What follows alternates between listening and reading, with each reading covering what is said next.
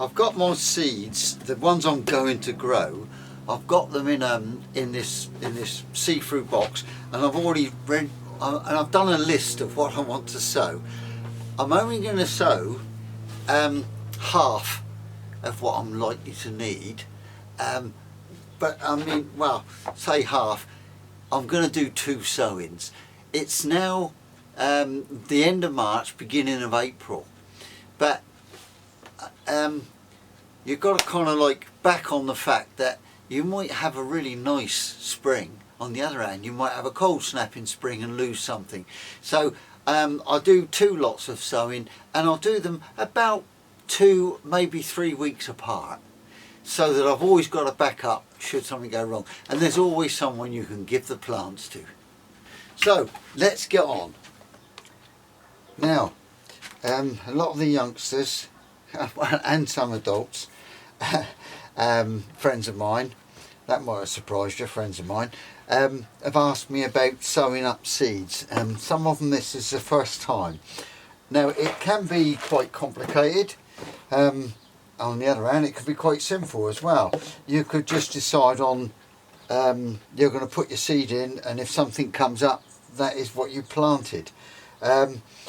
Now I favour all sorts of things, but so here's some of the things that you can use. Right, that's an old something from the supermarket.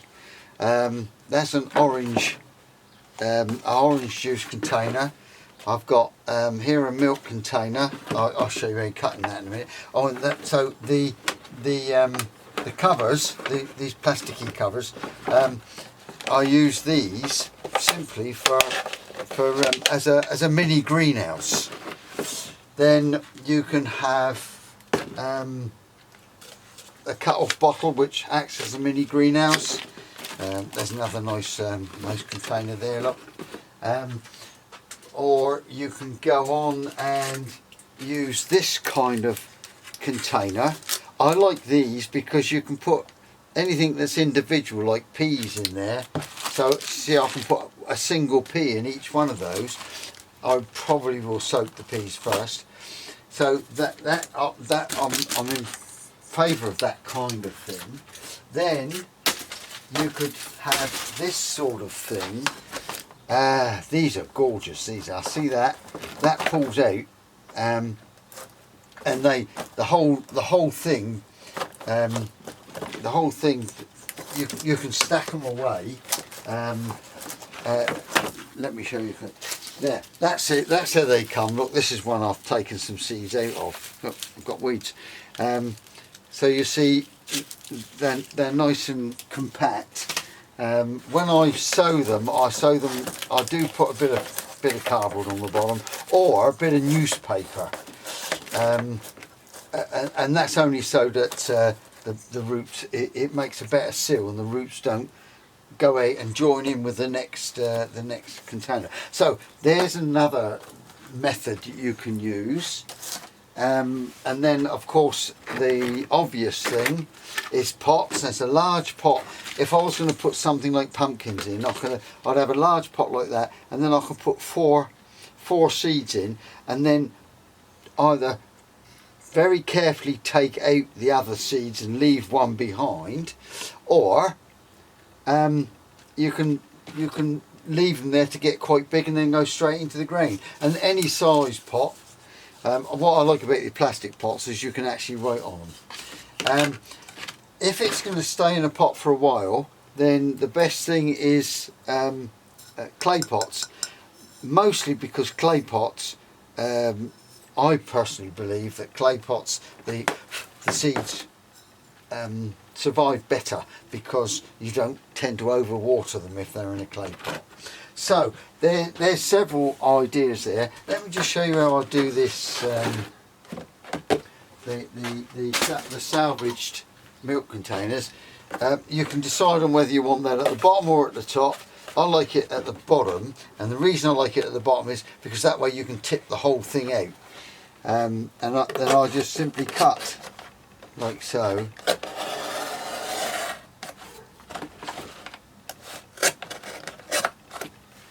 That's it, and that last little bit. I don't need to tell you to be careful about knives, do I? There, that's it, and then you can write on there what you're growing in there. So let's get on then and see if we can't sow a few seeds, shall we? And of course there's also the ordinary seed trays, the flat seed trays, but do you know what?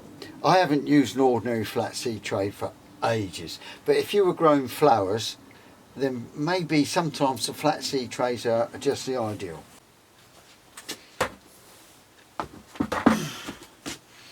So here's just an idea.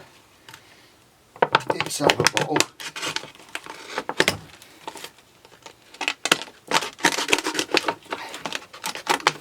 Cut it round.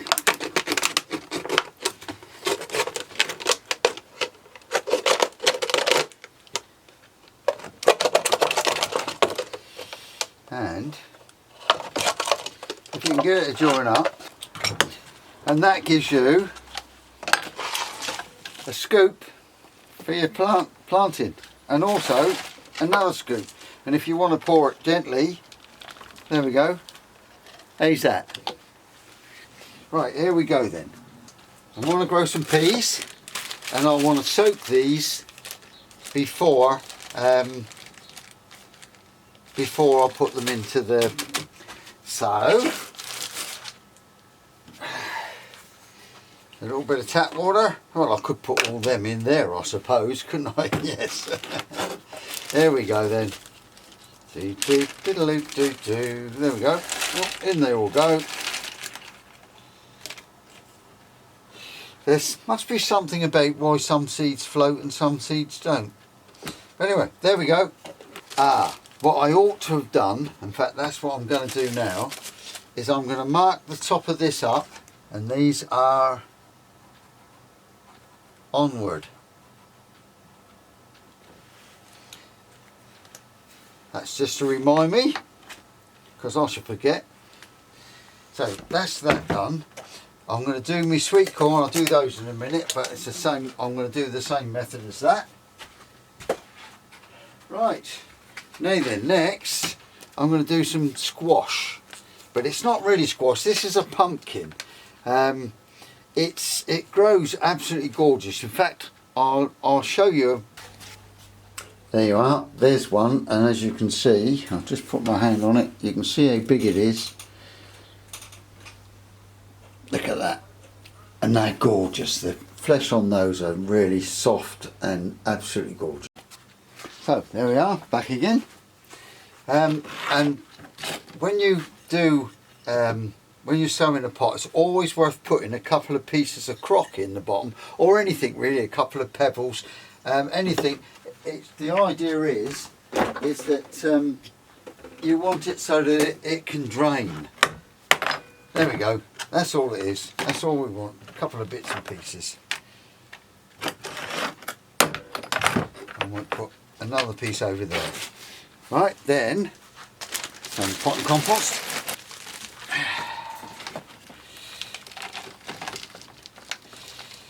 Now then, what a lot of people do is they do that and then they water the seeds in. I'm not going to do that. What I like to do is just to push the soil down just that little bit, and then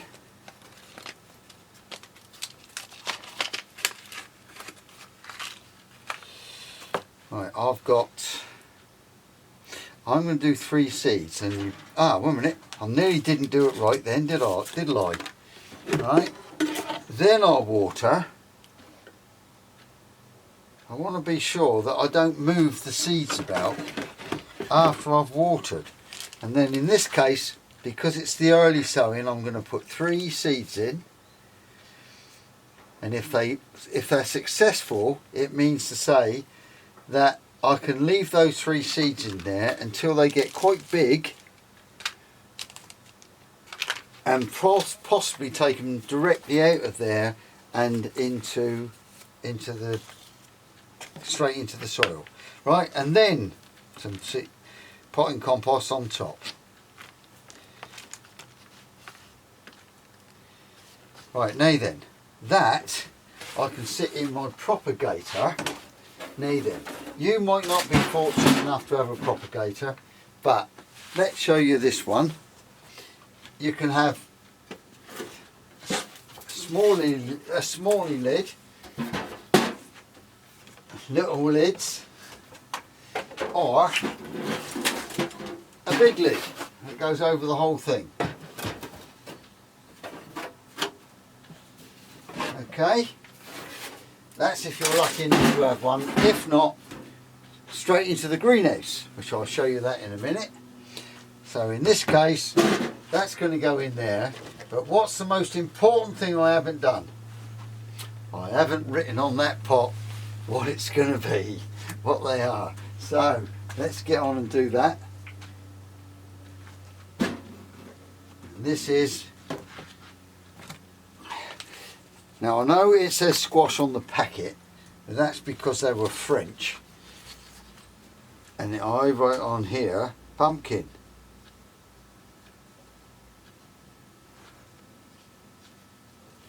There we go. So that's it. Now that can now go in the propagator, and then I've got my choice now. If I'm going to load this up, so I'll put the big lid on. But what I could do is just simply put a simple something on there, just to keep the moisture, to keep the heat in, but also the moisture. But in this case, I'm going to put the big lid on. So there we go. And one final little thing that I like to do is I like to sprinkle some grit or sand on the top. I should probably put some more of this on later, because as you water it gets washed in down. And the reason why I'm doing that is because fruit flies, or there is a little fly that loves to lay its eggs in your soil, but they don't like laying them through fine sand. Right, so now those can go into the propagator. I always used to think when I was young that a propagator was simply a good look. Some of you might have to work that one out. Okay, so what's next then? Let's have a look and see what's on my list. So let's just tick off what I've done. Right, the peas are in soak. The sweet corn I haven't soaked yet. The courgettes are planted. The marrow's planted. And the melons are planted. Oh, and the squash is planted. There we go then. So now let's do some salad leaf and some cabbage. Made little holes in the side of here, look, for drainage. There we go, look, like that. Now, what I'm going to do here, I'm going to use, I've got 3 lots of types of salad leaf here, look. Mizuna, corn salad, beet, and what's this one? Oh, and rocket. I'm going to sow them in there so that as it grows I can pick out the odd plant, but I can also cut it off as a salad dressing. So in we go then.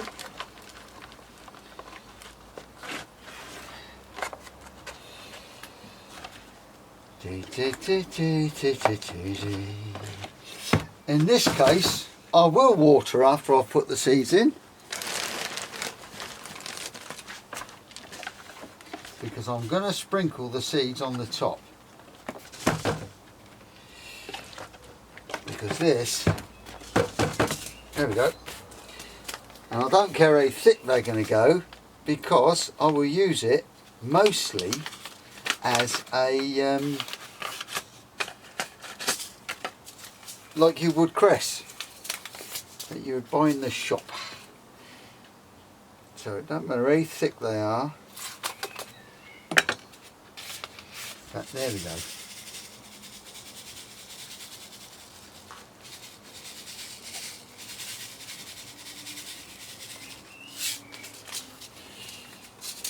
I'm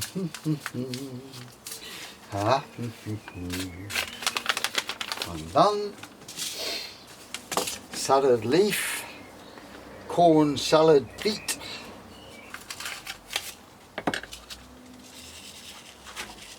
A little bit more. Cool, they're quite big seeds, these are.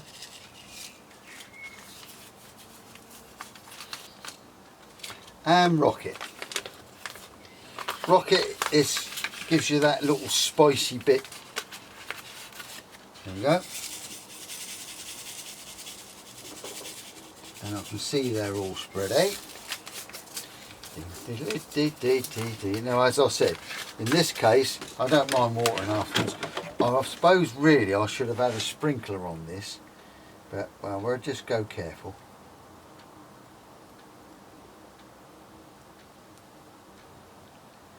And it doesn't matter if those seeds all get washed into the same place, because they're all going to come up together anyway. And then I'm going to sprinkle some dry soil on that over the top. And there we go. That's ready to go. Dun, dun, dun, dun. Oh, I better write it in there, and then I'm just going to write in there salad. Salad. Because I don't care, I'm not worried about remembering what's in there, because I will end up cutting it like you would cut cress, but I might just dig out the odd plant and put it somewhere separately. There we go, and that can go in the propagator. Okay, so we've put a bit of soil in each of those using our, a little bit more in there, a little bit more in there. And I've marked a little pushy dainty sticky just so that they all end up at the same depth. I hope you didn't get too bored with me doing that. But there we go. Right, now what I'm going to do now is I'm going to put 2 peas in each, one in each corner. It's only because this is the way I like to do it. Like so. Right, so there we go, that's done. Now these peas, I'm not going to put these in the propagator, mostly because I haven't got room in there anyway. They're going to go in the conservatory. Or the greenhouse, whatever you want to call it. He smiles back and I almost hug him, how ridiculous. Right, here we go again. God, thank God I didn't actually hug him. She has a lovely smile. He has a really bloody lovely smile. Obviously, I thought I'd never see her again. Obviously, I thought I'd never see him ever again. But I did. So, let's go and have a look in the greenhouse. As you can see, I've got all the peas that we planted up earlier. I've got my sweet corn in a tray. There we go, look. Oh, and I've got a heater in here. I don't very often use it, but I will. The next few days we've got a frost forecast, so I'll probably put the heater on just to get things warmed up. Then I've got leeks in here that I planted, or I sowed last month, and some of those I've thinned out to give them a bit more space. But those leeks there will probably go straight in the ground as soon as the weather improves. I've also got some, well, you've just seen, I've got some onions there that I did similarly, grew them in bulk and then thinned them out. And I've also got some tomatoes. There we go, some tomatoes, and I've got some peppers, which are looking fine. Saying that about the peppers, I might just quickly go and show you some peppers I've got growing on a windowsill. So there we go, there's the greenhouse. Oh, and the peas, as you can see, I've put temporary covers on the peas. That's just to retain a little bit of heat in there. And some moisture. Peppers, that I've grown on a windowsill over a radiator, as you can see. There we go.